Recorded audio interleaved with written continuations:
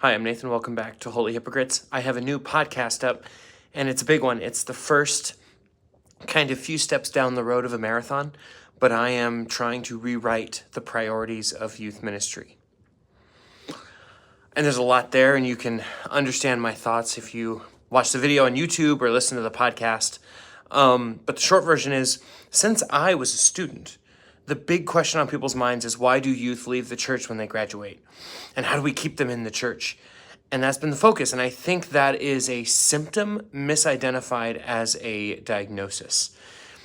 Jesus said to the disciples that they should be fishers of men, that they were not meant to just be fish flopping around in the boat.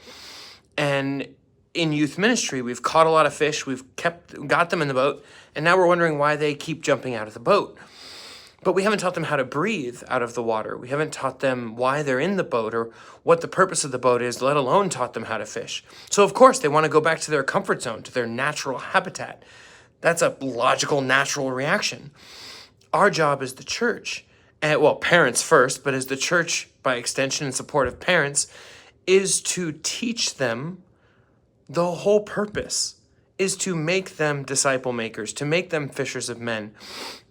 And you'll see in the video and the podcast a little bit of what I see in that and a little bit of kind of where we're headed. I'm just beginning this process.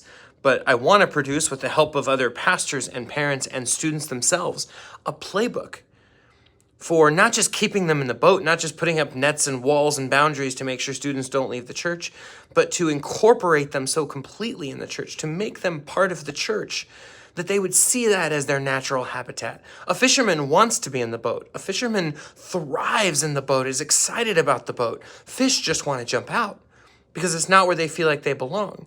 So how can we make this next generation, this current generation, they're here, they're real, they want to be used, they are smart and capable. How do we make them feel comfortable and feel necessary and have a purpose in the boat?